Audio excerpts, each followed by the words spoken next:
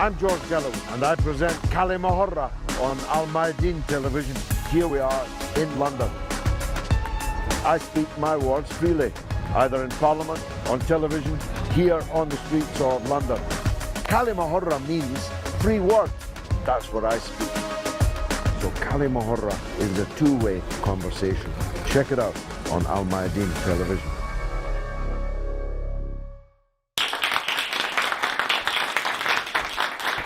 Welcome to كلمة with me, George Galloway, for Al Mayadeen television, coming to you from London with an audience of distinguished experts, honorable rabbis, secular figures, senior Muslims.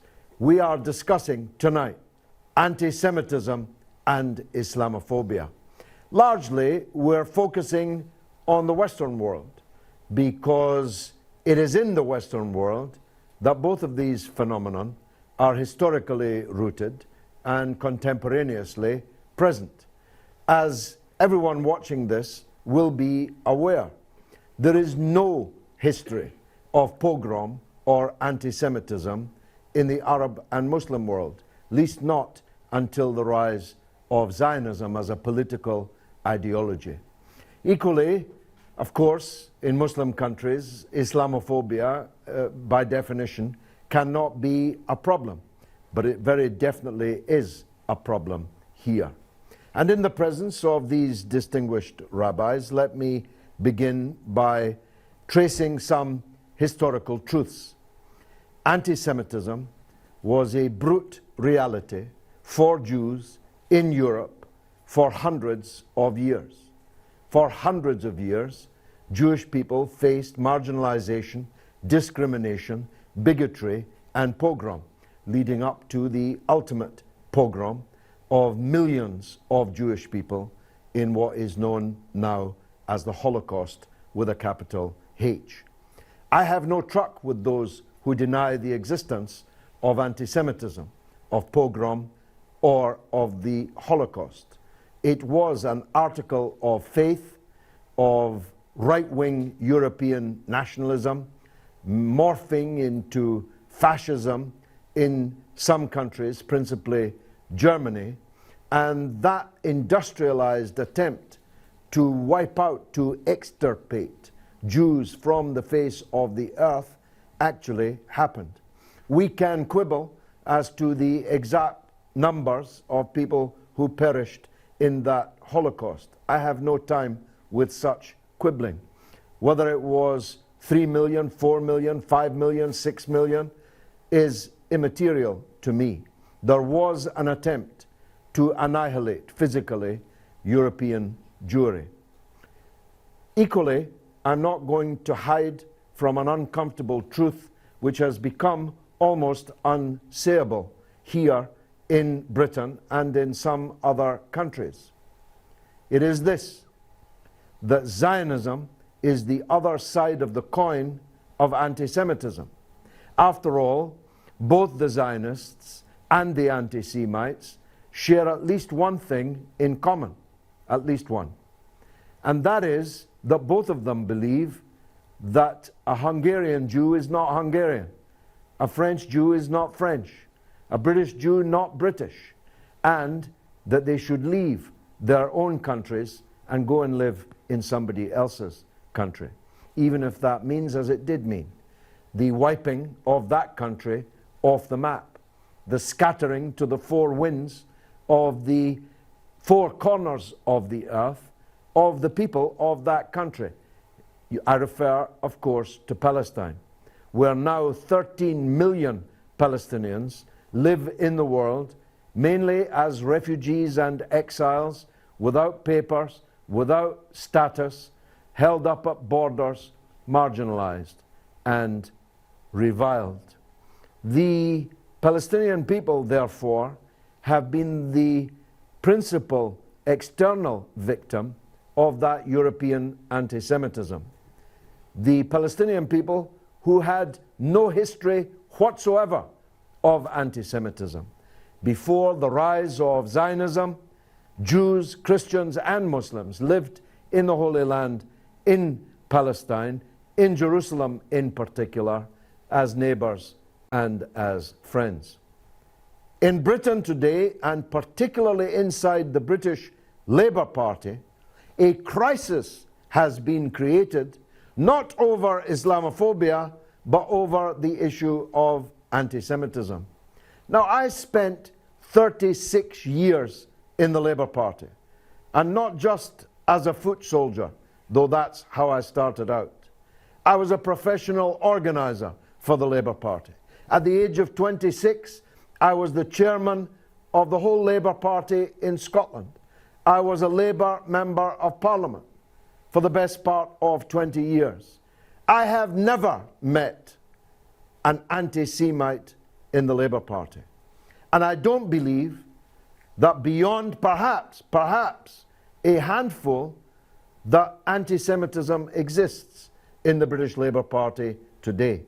So how come we've got a situation where potentially thousands of Labour Party members stand on the verge of suspension and expulsion over anti-Semitism? And I'll tell you why, and then I'll stop speaking. We do because of the fake and deliberately contrived conflation of anti-Semitism and opposition to Zionism and Israel. Let me be clear. Opposition to Zionism and to Israel is not anti-Semitism. First of all, many Jews, including some in this audience, are not Zionists. Most Zionists are not Jews. The Southern Baptist Convention in the United States of America, which is virulently Zionist, has more members than all of the Jews in the world put together. Actually, the Christian evangelical supporters of Israel don't actually themselves like Jews very much. You won't find many Jews in their country clubs, but they love Israel. That's my setting of the scene. Kalima Hurra means in English, free word. Everyone here is free to speak their words. And let's hear from Rabbi Cohen first, if I may, because he's the senior religious person present. Rabbi, give us your take on this subject. Thank you very much, George. I'm very privileged to have the opportunity to do so. Just for the sake of the audience, my name is Rabbi Aaron Cohen. I have been active in the last, all my life practically, in opposing the idea of Zionism and showing the teaching which we have received from from great rabbis of previous generations, that Zionism is totally incompatible with Judaism, both on Jewish belief grounds and on humanitarian grounds. It flies against our teachings in that we are taught that the Jewish people are in a divinely decreed exile and have been for the last 2,000 years. But I always say that's more internal for the Jewish people to understand what their belief is and what has been handed down over the years. But on the humanitarian level, we have the aims of Zionism, which only came into existence 120 years ago or thereabouts. I always say that if Zionism would have been part of Judaism, Judaism is thousands of years old, Zionism is maybe 100 years old or so, then Zionism, political Zionism, would have been with us a long time ago. But the aspect of Zionism, which the whole world understands, is something that you yourself, George, have brought out on many an occasion, is the humanitarian crime of the idea of an, as you I've heard you put it very well, of an alien people coming into somebody else's country and taking away their land, taking away their rights for self-determination and imposing themselves upon other people, depriving these people of their homes, their livelihoods, and sadly their lives. And this is something which is started 100 years ago, and it's a festering sore which has been going on ever since then. Now, to get to the point, I actually gave a talk. It's very interesting. I gave a talk in, I think it was in Cambridge, some 10 years ago on this very subject to the Students' Union. I was invited to speak to the students of Cambridge University, and then the title of the talk, I still have it. I can let you have it if you like. It's Anti-Semitism. Anti-Zionism is not anti-Semitism. Very simply, there has been a bigoted philosophy called anti-Semitism, which has been with us, I think, ever since the Jewish people have existed. But it is a bigotry. It is only held by a minority of people, and it has shown itself very harshly in history, particularly in Europe. And actually, strangely enough, since the Second World War, since the climax of this bigotry took place in the form of the Holocaust, the actual bigoted anti-Semitism has shrunk, thankfully, very much. The intrinsic hatred of a group of people because they are a particular group, that form of anti-Semitism, at least it doesn't show itself openly. But what has taken its place is criticism of the illegitimate regime, as I call it, of Zionism and the crimes that it has committed against the Palestinian people. And this has brought out very, very much criticism, understandably so. And this has replaced the old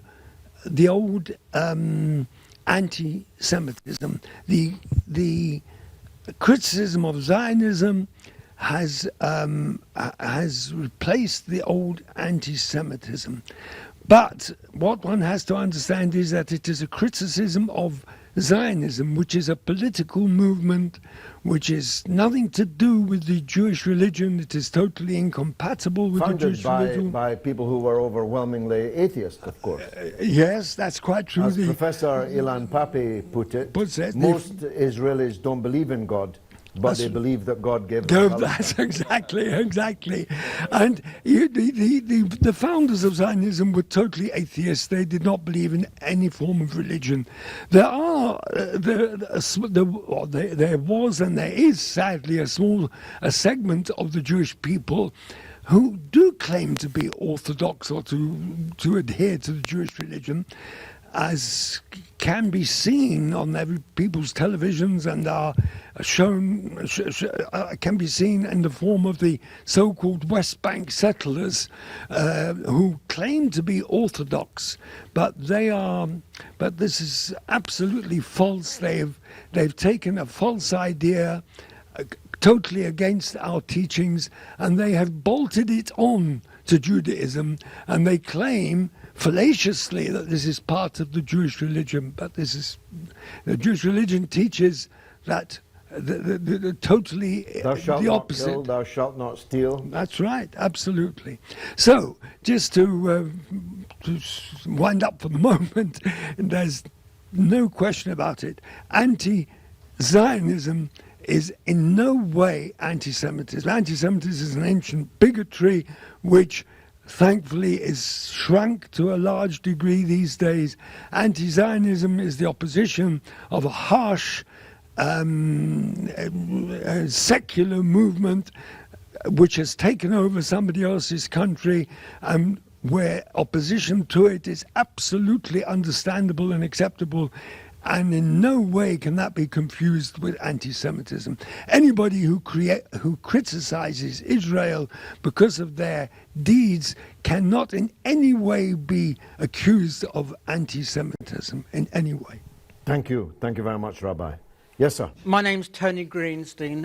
I'm a member of Brighton Labour Party, or I was, because I was suspended on March the 18th. I'm Jewish, but I was suspended for anti-Semitism. And obviously I endorse much, though not all, of what the rabbi said about what's happening, because what we're seeing is a witch hunt, a media-manufactured consensus around the idea that there is a wave, a tsunami of anti-Semitism in the Labour Party. And one of the most remarkable things about it is there is actually no evidence of any anti-Semitic phenomena or prejudice or remarks in the Labour Party. Indeed, the electronic intifada has shown that the allegations which originated at Oxford University Labour Club originated with people who were members of BICOM, which is an Israeli propaganda group, in particular their chairman, Alex Chalmers. There is no substance whatsoever. But what this is about is really two things. Firstly, getting Jeremy Corbyn and removing the new leadership of the Labour Party. And secondly, making the Labour Party hospitable to those who support the apartheid state of Israel.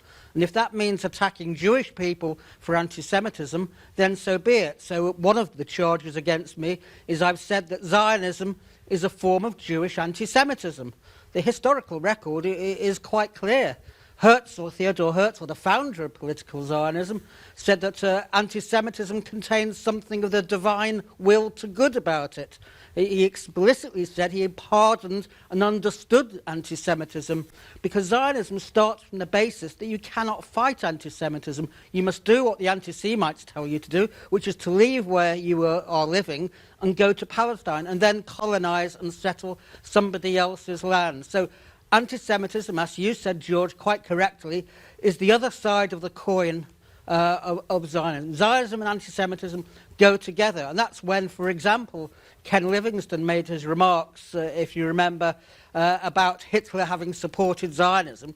In essence, if you take Hitler to represent the Nazi party, that was true. Adolf Eichmann, who was the person who was in charge of who coordinated the final solution, he explicitly said, I am an ardent Zionist. I am the most ardent Zionist. Because he was upset and outraged when the grave of Theodor Herzl in Vienna was desecrated. Because he was a Zionist supporter, but of course he was also a Nazi, and he was the person who was in charge of the final solution and coordinating the trains, etc. Today, what is the situation? In the Labour Party, we've seen what Noam Chomsky said. The manufacturing of consent around an issue which is anti-Semitism. It's taken for granted in the BBC, The Guardian and the press that there is a wave of anti-Semitism in the Labour Party. The only problem is no one can actually find this anti-Semitism. There is no examples of it. So people are being suspended, like, for instance, Jackie Walker, Vice Chair of Momentum, for having discussed Jewish involvement in the slave trade. Momentum, just for the international audience, is the movement behind Jeremy Corbyn, the Labour leader. Yes, that's correct. She's its vice chair. She's the vice chair. She's the vice chair of Thanet Labour Party. She's been suspended. She's black and she's Jewish for having discussed her own ancestors' involvement in the financing of the slave trade, which is the subject of many academic books, many academic articles. But today, in the atmosphere of witch hunts and conspiracy in the Labour Party, mere mention of the fact that Jewish people may have been involved in things which are not very savoury is in itself proof that you are anti-Semitic. And what is the purpose of this? It's to legitimise what is happening in Israel today. If we just cast our minds back in the last week, for example, we have the Deputy Chief of Staff of the Israeli Army comparing events in Israel today to what happened in the 1930s in Jerusalem, in Nazi Germany.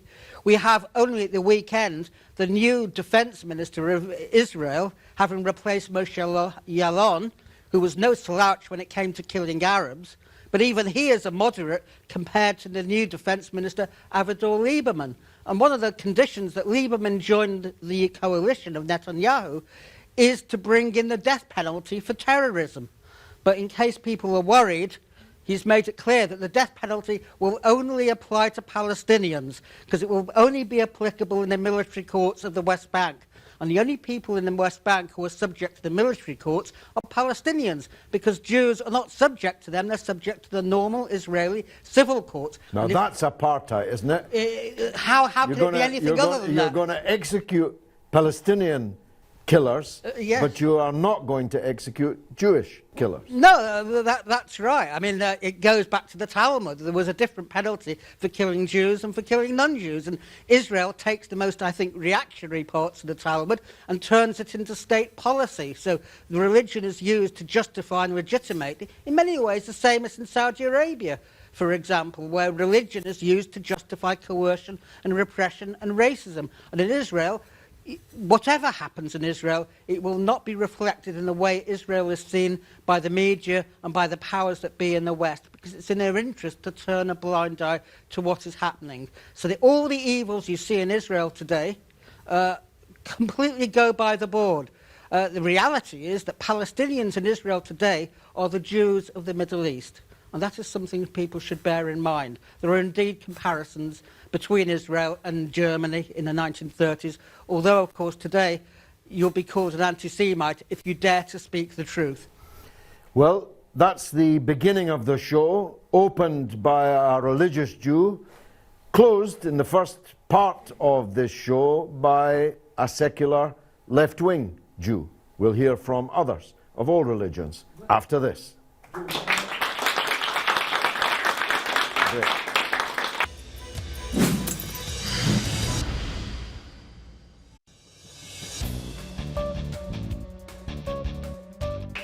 You're watching كلمة with me, George Galloway, for Al Mayadeen Television, coming to you from London, discussing anti-Semitism and Islamophobia. Before we continue the debate here in the studio, we took the camera out onto the streets of London. Let's see what people said. Do you think the response, the UK's response to Islamophobia is the same as to anti-Semitism? I think there are deep-rooted fears in all people of things which are extreme. So yes.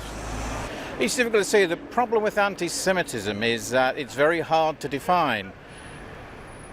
I dislike what Israel does to the Palestinians, but I would not class myself as anti-Semitic. At times, yes. But we must always be very conscious of not ever discriminating against any of the minority groups within this country on grounds of their gender or ideology or their religion.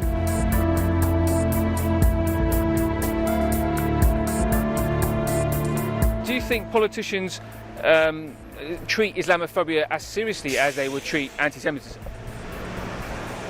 I wish they would. I think that there is often a skewed opinion based on people's experiences, histories and all the rest of it. I think all things extreme personally should be regarded objectively and without bias.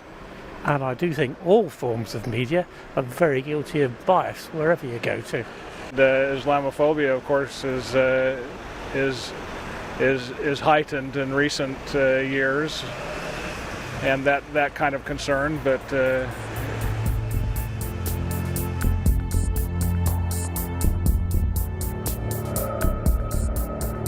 Well, some of the voices of the people. Rabbi Cohen, please, you wanted to respond to something Mr. Greenstein said.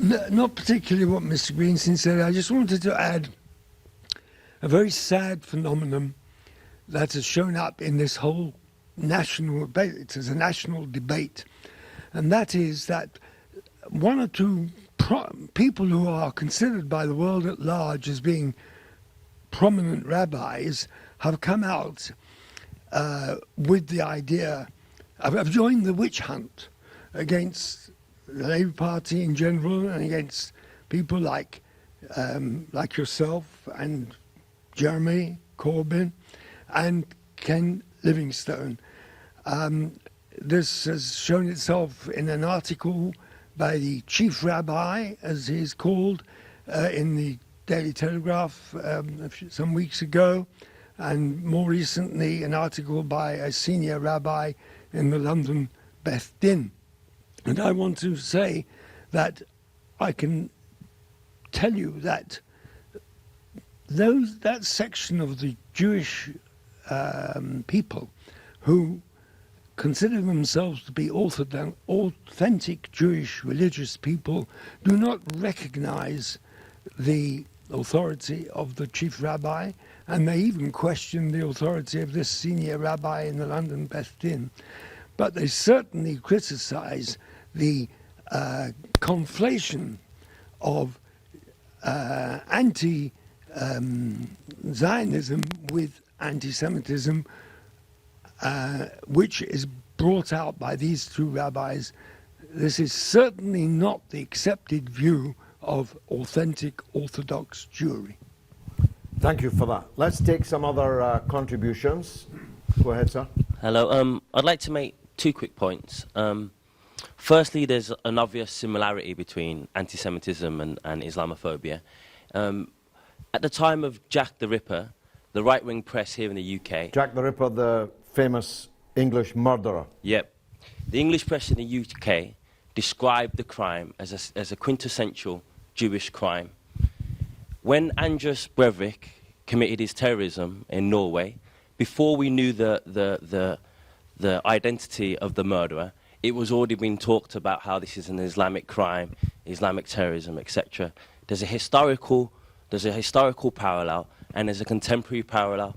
Most of the worst anti-Semites in the world are also Islamophobes, and that's why, to kind of the way that the right-wing press within the UK pins these two issues against each other, elevates the issue of anti-Semitism, relegates the issue of Islamophobia, is dangerous, because the real anti-Semites are also Islamophobes. The Golden Dawn, the rise of anti-Semitism throughout Europe, the people that kind of express these anti-Semitic views are also hardened Islamophobes, and their real aim is to get the Jews out of Europe and to get the Muslims out of Europe. So what we need to do is not pin communities against each other and unite. And the second point I'd like to make is there is a witch hunt, and I understand why the left feels victimized about this whole issue. But as you said previously, George, if you don't run, they can't chase you. So what I'd really like from politicians within the Labour Party is a sign of strength, of courage. When they try to redefine the debate, when they try to say to us, you can't say Zionism, for instance, like was mentioned by the leader of Momentum, when they try to say that we can't question Israel's right to exist, we need to be stronger, and we need to not let them define the perimeters of the debate. We need to stand up, be united, say that we oppose the state of Israel, we oppose Zionism, we stand with our Jewish brothers who are under an anti-Semitic attack throughout Europe, we stand with our Muslim brothers who are under anti-Semitic attack for Europe. And none of these things are a paradox or in contradiction with each other. I think that's very well said. I said something similar on BBC Question Time in a debate which narrowly focused between me and a senior Guardian journalist and big supporter of Israel, Jonathan Friedland. I made the obvious point, why can't we be opposed to anti-Semitism and Islamophobia?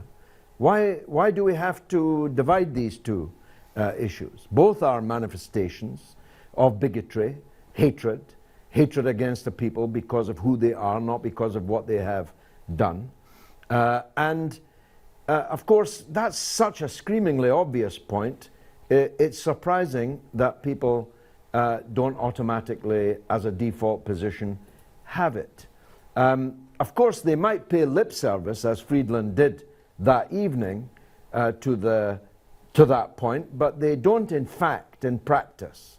They enlarge the current state of existence of anti-Semitism. They minimize the actual current state of Islamophobia, and they do so for the purposes that we've been discussing all evening so far, of defending Israel. Now, we're very close in Britain, as has already happened in France, to it being a crime to state that you do not recognize the state of Israel. You want to see an end to the state of Israel. Now, just before it becomes illegal, although I won't change my tune, I'm against the state of Israel. I'm against its existence. That is not to be against the Jews who live in Israel, Palestine. That's not to say that the Jews in Israel, Palestine must leave. I don't say that. But Israel has no more of a right to exist than the Soviet Union had a right to exist, or than apartheid South Africa had a right to exist. These are political formations. A state is a political structure. It has no inherent, intrinsic right to exist. Don't you agree? Yeah, I'd just like to make one more point. To recognise, to deny, to state what you've just stated, that Israel doesn't have the right to exist, is to be on the side of justice for one key point, for one key reason, sorry. Abdel Nasser said that if all the refugees were allowed to come home, Israel wouldn't exist. So you can be on the side of justice, be on the side of the right to return, and therefore not recognise Israel's right to exist, because Israel itself is a political idea based on a Jewish state. Now, if you allow the Palestinians the right to return, and you allow a real democracy, they claim to be the only democracy in the Middle East, but I don't understand how they can hold that up. If you allow them to return, and that everyone, one person, one vote, then it will no longer exist. So to state that Israel has no right to exist is to be on the side of justice, and to take away people's right to say that it has no right to exist is to stand with the oppressor. And it is particularly lamentable, as I said in yet another Oxford Union speech, which is quite big on YouTube. When, for a short period of time, I was undercover working for the ANC in apartheid South Africa, all the people who assisted my mission were South African Jews.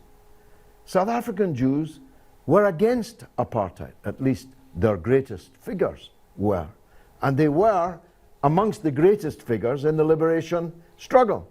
And every dinner I ate, every rand that was put in my pocket, every car that I travelled in, every bed that I slept in, was provided by Jewish South African anti-apartheid fighters.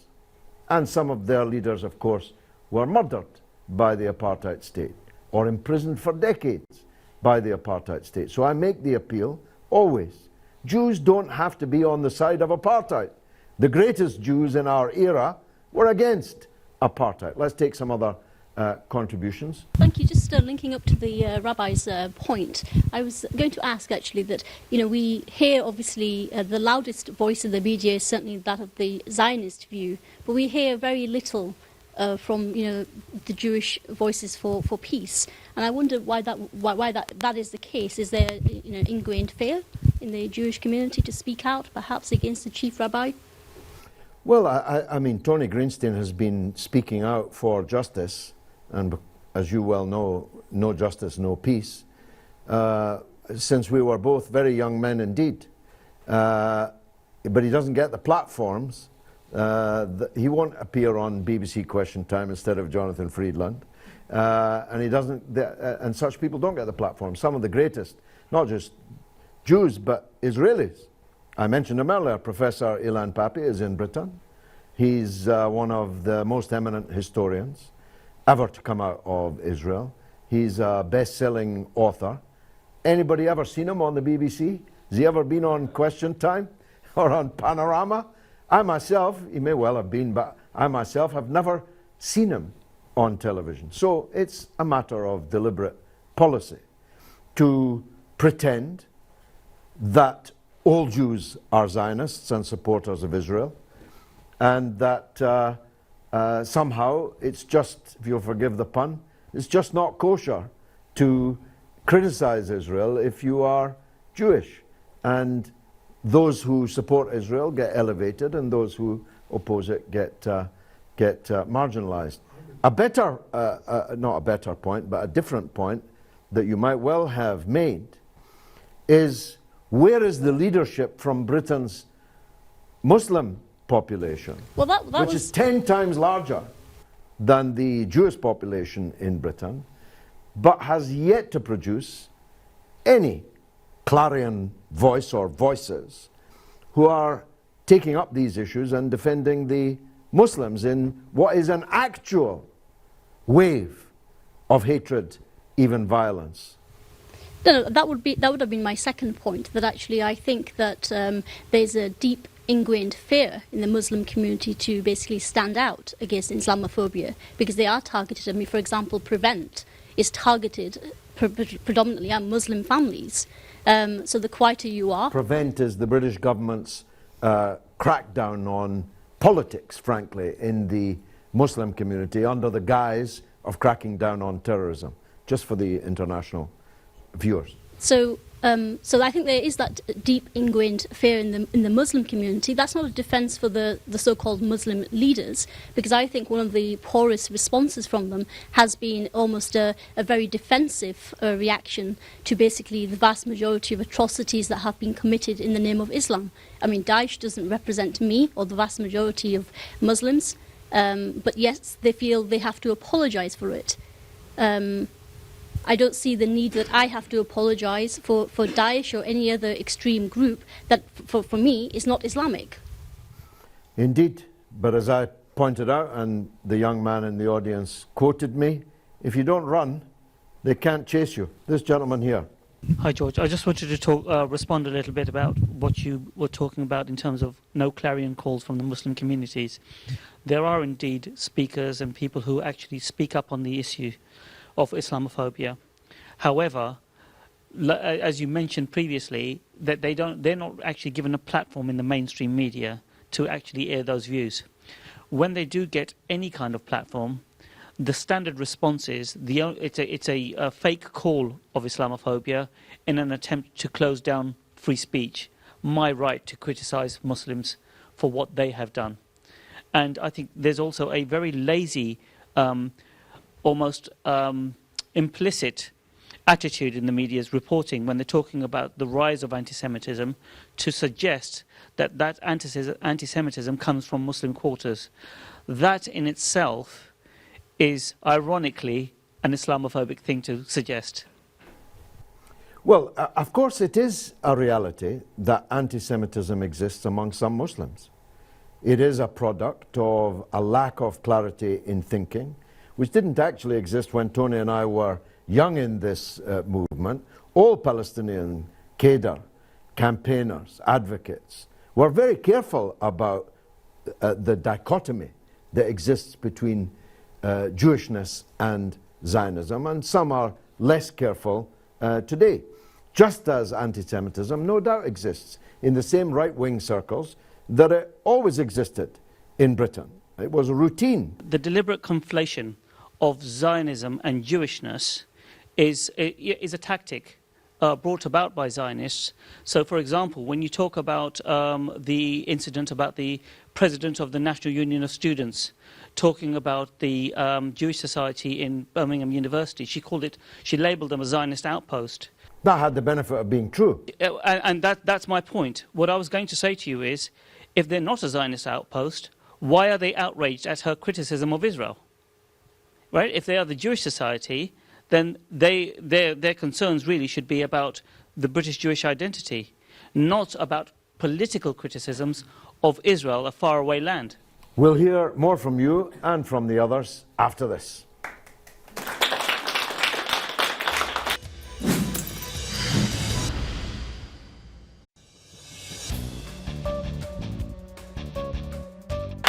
You're watching كلمة with me, George Galloway, for Al Mayadeen Television in London, discussing anti-Semitism and Islamophobia.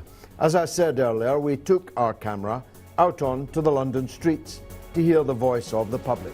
Here's more of it. What do you make of Ken Livingstone's suspension of the Labour Party for his anti-Israel remarks? Delighted. Probably not, because what he said has been said by many people before, including politicians. He's well known for making outrageous statements of all sorts, and he's not been banned before, and media-led, and at the end the Labour Party had no choice but to do that or be crucified by the press.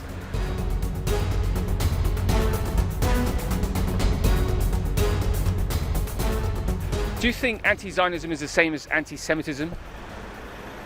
No, I wouldn't think that. I mean, I would think anti-Semitism would be a little more directed towards the religious beliefs, and anti-Zionism may be a little more directed towards the settlement of Palestine.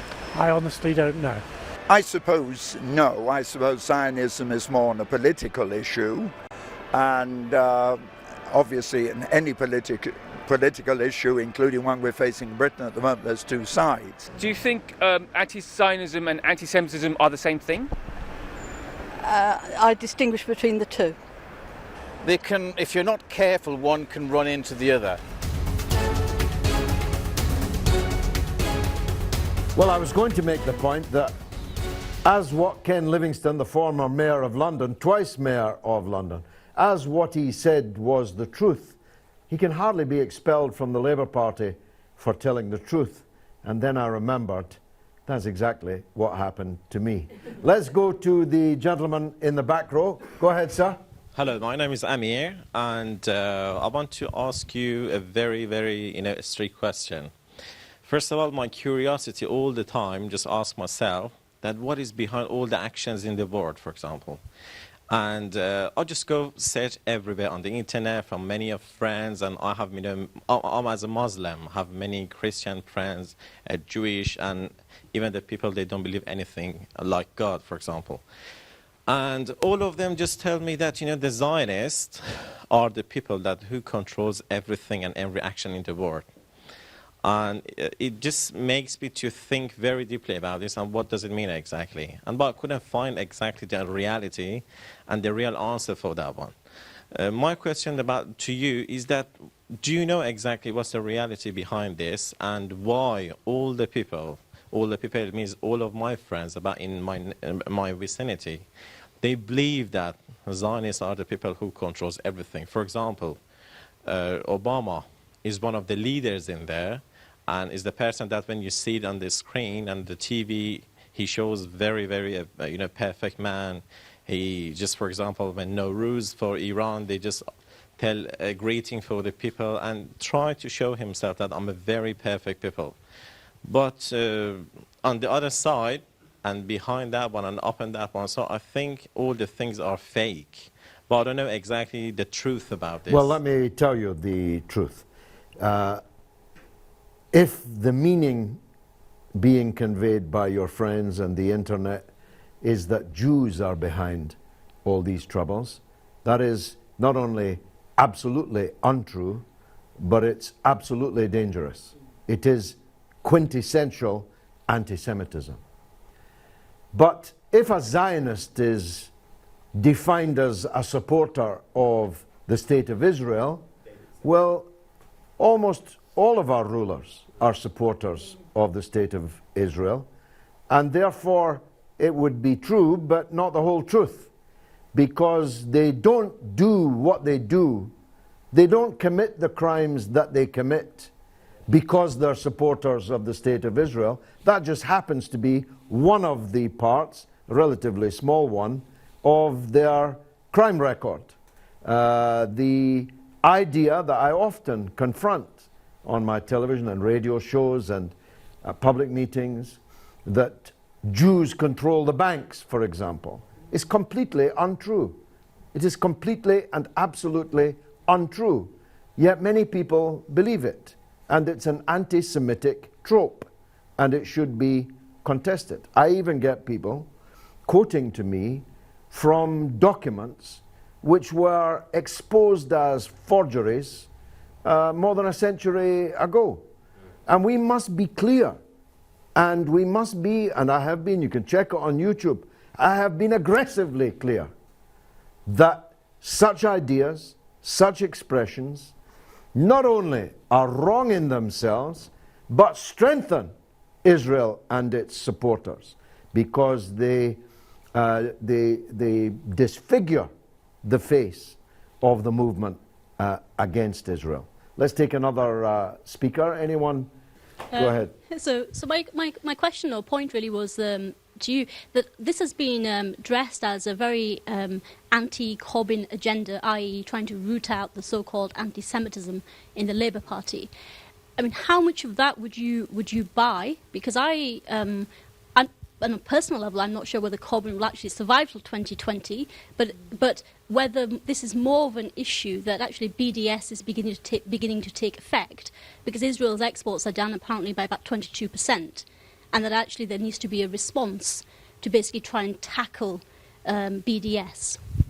Well, undoubtedly, the liar-in-chief, Mark Regev, the chief propagandist and defender of the massacre of thousands of Palestinians in Gaza in 2014 and previous massacres, he's been sent to London as the Israeli ambassador. And that's because they see London as a key battleground, and the United States, of course, in what they call the delegitimization of Israel, which boycott, divestment and sanctions is a part of what they call delegitimization. And Mark Regev must be being awarded medals and honors at this moment, because his very short period in London has been marked by tremendous success. Because, as I say, we are on the verge, I believe, in Britain, where certain things that are lawful now will eventually be illegal, where normal criticism, this is why I use the figure thousands. You see, if you were to suspend everybody in the Labour Party who has attacked Israel in the way that Mr. Greenstein has attacked it, and he's been suspended, if you were to do that to everyone, well, actually, even Jeremy Corbyn, the leader, would have to suspend himself, because the views that Tony represents are held by thousands, tens, maybe hundreds of thousands of members of the Labour Party. And so if you're going to suspend him, well, eventually they're going to keep demanding that you suspend everyone, at which point Jeremy Corbyn will have to say, I suspend myself from the Labour Party and leave the stage. Tony, you want to respond to that?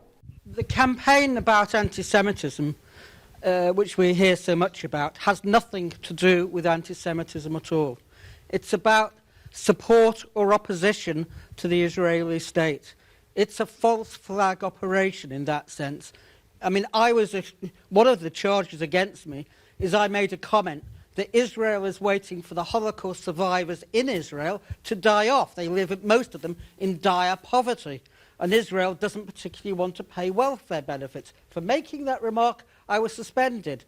But there is an article in Haaretz, the main liberal, the only liberal newspaper in Israel, which is entitled, Israel is waiting for the Holocaust survivors to die out. So telling the truth is in itself anti-Semitic. You know, this is a manufacturing of consent. It's a media operation which has no relationship to reality. The reality is that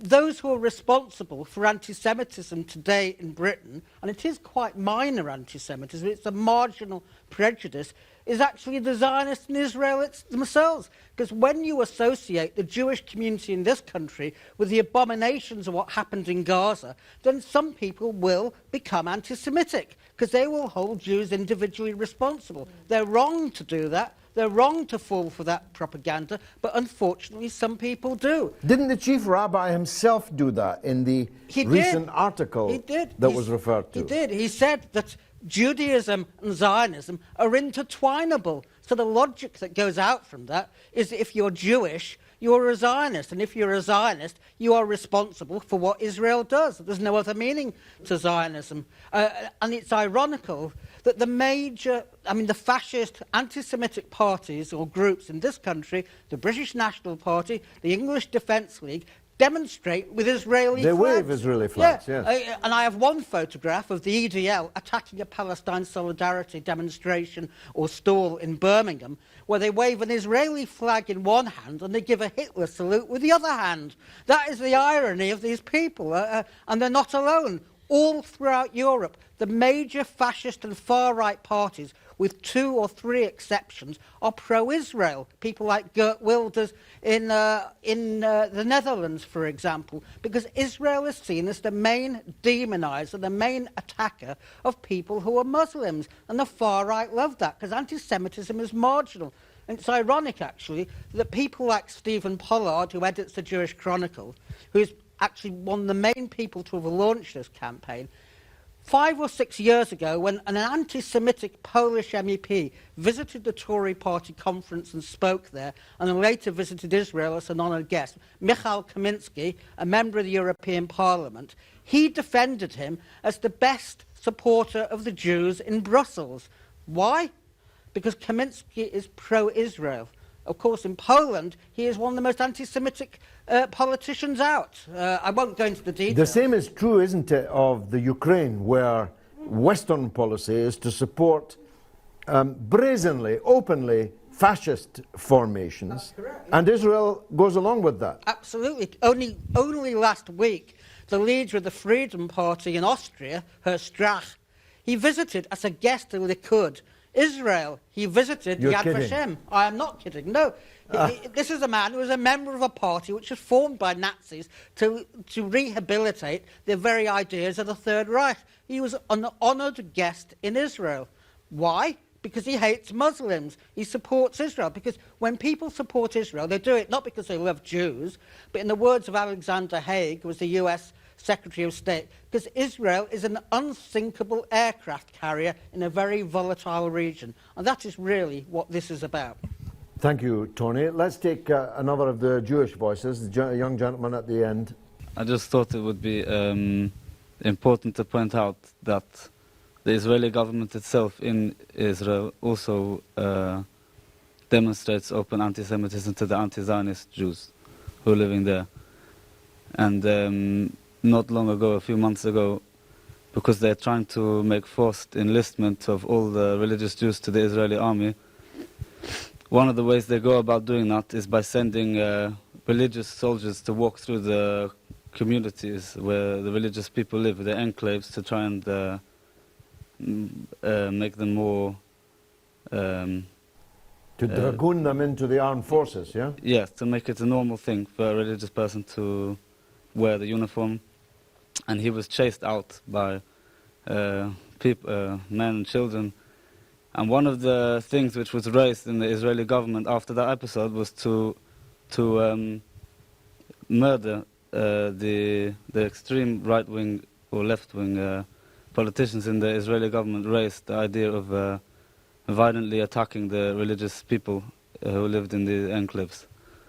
And also in history, Golda Meir, the president of Israel, once remarked that if it wasn't for the wars that were going from all sides from the Arab nations, they already would have taken care of the anti-Zionist religious population in Israel. So apart from that... Of course, this isn't just in Israel. There have been attacks, terrorist attacks, on anti-Zionist Jews in this country. Yeah, by CST, for example. Was it your own car that was... I can say that a number of various forms of violence took place against myself after I went with a group of our colleagues to some 10 years ago to Iran. When I came back, there were demonstrations in the street outside my house. My house was pelted with hundreds and hundreds of eggs, literally. My car was vandalized. Eventually, it was set alight not so long ago and completely burnt. Fire bombs, as they called certain types of fireworks, were put through my door. Air guns were shot against my house, which could have been really fatal. That's the kind of thing that took place. Well, it is indeed an ugly sign of the times. that a rabbi can be firebombed by other Jews over the issue of Israel. And if I may say so, the courage of you and your colleagues is an example to us all. After this.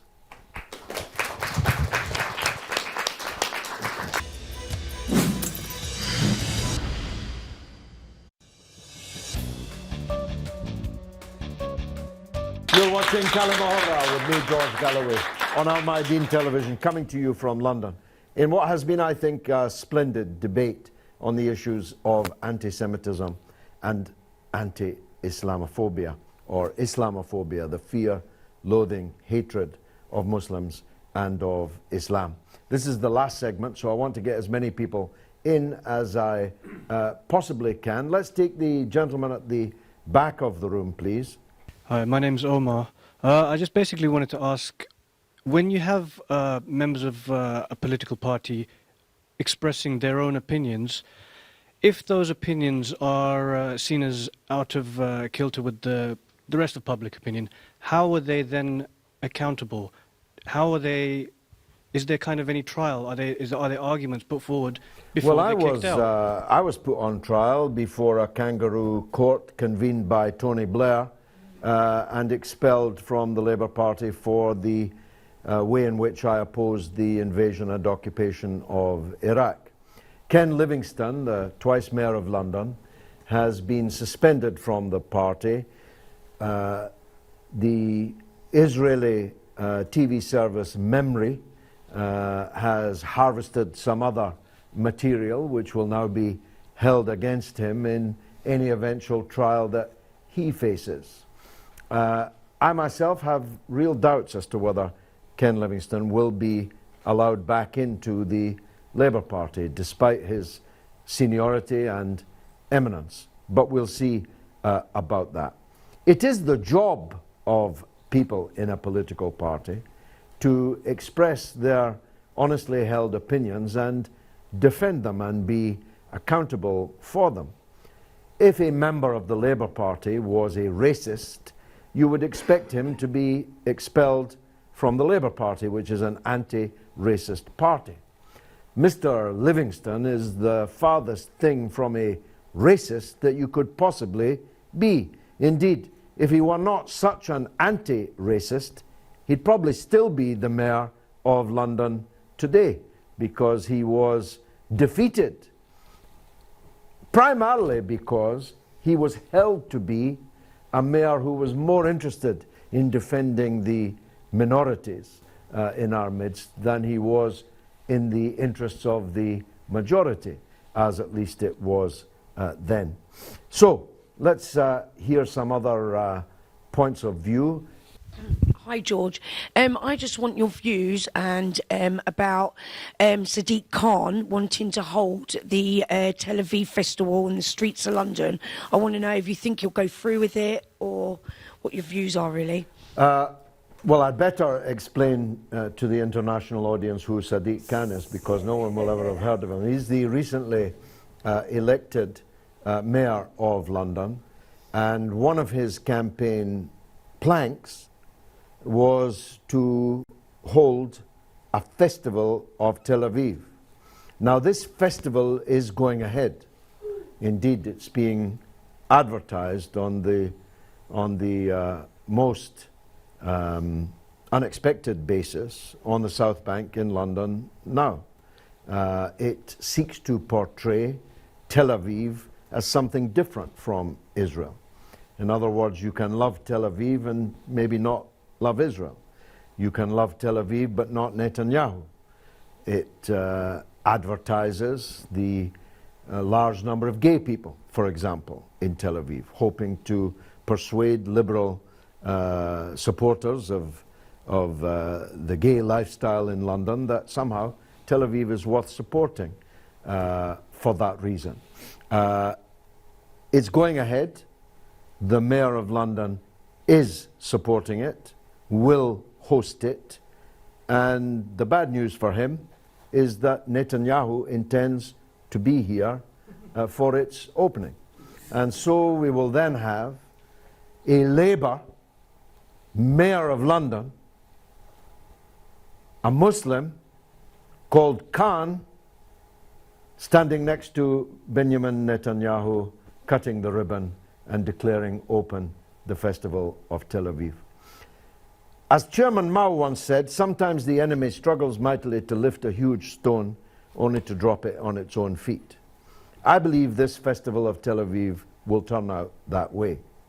First of all, the sight of Netanyahu and the Mayor of London together will cause widespread revulsion amongst millions of people in this country, many of whom voted for him just a short time ago as Mayor of London. Secondly, those who support Palestine and who know that Tel Aviv and all the other Israeli cities are built on the graves of Palestinian villages and the villagers who know that everything that Israel has built has been built at the expense of the Palestinian people who were disinherited and cast to the four winds.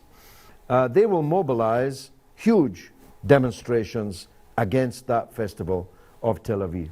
And thirdly, this festival coincides with the centenary of the Balfour Declaration, whereby Britain authored the entire tragedy of the Palestinian people by promising on behalf of one people to a second people the land that belonged to a third people, and therefore set in train all of the disasters of the last 100 years. Those of us who would have been campaigning on the Balfour Declaration centenary anyway now have the perfect backdrop to mount that campaign. So viewers across the Arab world watching this program should watch out for that. Did you have another point you wanted to make? Yeah, I will definitely be on that front line protesting. Just thought I'd let you know. Excellent. Very good. Anyone else? But however, one of the sad facts that I often try and bring out is that in the political world today, this country and the Western world particularly, they try to find a solution to the Palestine Zionist Palestinian conflict, and they writhe one way and they writhe the other way, but they will not touch on reality, which is that the very existence of the State of Israel is the prime and the root cause of the whole tragedy. It may even be the root cause of the whole turmoil in the Middle East today. I would say that it was the trigger which set off all the various centres of turmoil. Very, very possible. But just to finish on perhaps a semi-positive note, and that is that I often say that there's one sentence, it's a dream at the moment, but there's one sentence that could be said by those who have the power to say it, which could stop all violence, certainly in Palestine and maybe further afield. And that is that people who have the power to say so would say, we are prepared to sit down and discuss the peaceful but total dissolution of the entity known as the State of Israel. If such a sentence would be stated by the people who have the power to say it, the effect would be electrifying. There would be no more violence. It may take years and years to implement, but if it was said in sincerity, that would bring peace in Palestine and probably far further afield as well. Well, Rabbi, some things that seem to be dreams and are laughed at when one proposes them come to pass even in the short lifetime of a man. I myself lived in a time when apartheid in South Africa looked unassailable and permanent. I lived in a time when the Shah of Persia, the mightiest of all the tyrants, seemed unassailable. The idea that he could be brought down by mass action and replaced by an Islamic republic was frankly absurd in the time I was involved in politics. I would add to that, George, of course, the mighty edifice known as the Soviet Union which lasted I for wasn't so keen on bringing that up as you. Go ahead. But it was an edifice which nobody would ever have dreamt could come. And it came, the hopeful thing about it is that it came to an end comparatively peacefully, with not that much bloodshed. Virtually and that is what can happen, as you quite rightly say.